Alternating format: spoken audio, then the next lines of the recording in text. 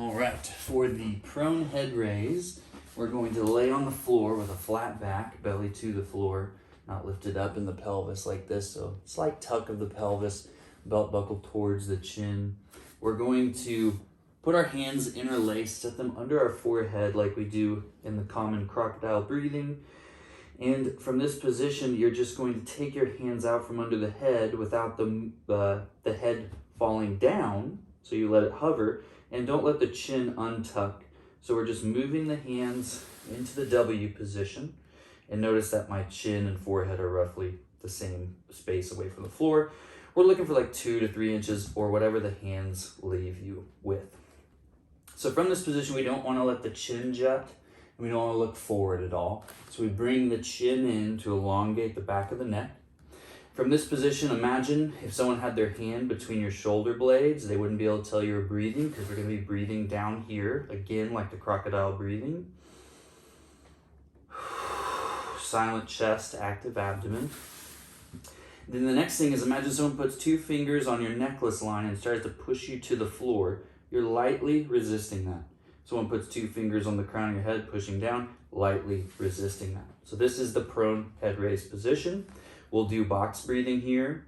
Inhale through the nose, 2 to 4 seconds. Pause, 2 to 4 seconds. Exhale through the mouth, 2 to 4 seconds.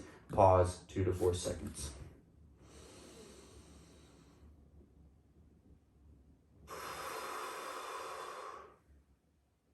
And we'll do that for endurance. We want to feel this happening, all the muscle activation happening between the shoulder blades and the mid-spine. If it starts to drift into the neck, upper traps and levator, low back, we would do our upper traps, levator exercises, get those cooled off, return into this position, and repeat to see if we can get more activation here and less in the neck and lumbar, and hold for longer periods of time with bigger box breathing. So I'd say 1 to 3 minute holds are awesome, and anything lower is obviously good until we get graduated. So the next position, same head position, we're just gonna lift up the wrist, fingertips, palms, and elbows the same amount. We're now in a floated W. From the floated W, you can just do your holds with breathing. You'll notice breathing already is a little tougher to do. And already it's a little easier to use the low back to lift here. So we'll try not to use the low back. Keep everything 2 inches off the ground roughly for holds. Once the holds are manageable, we'll then go into our tag touch. Elbows forward without touching the floor. They're gonna be hard to lift up. If they're sliding against the floor a little bit, that's okay too. Just make sure the head stays in a healthy position. We don't feel too much pain or discomfort in activity in the neck.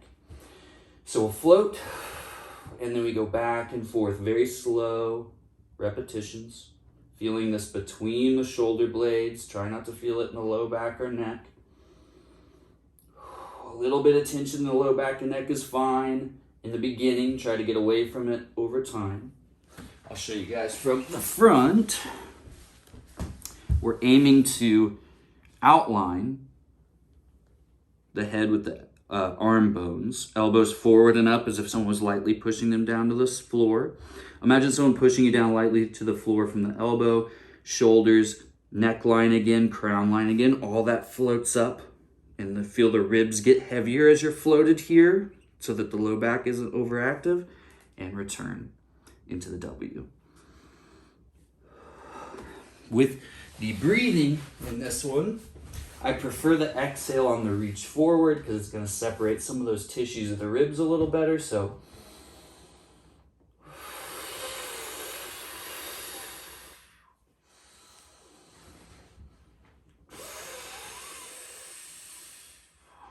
and return.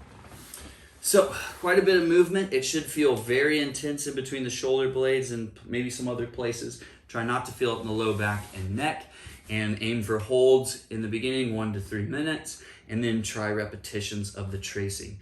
We call that tracing W to tag touch return. So try those movements and see how they feel.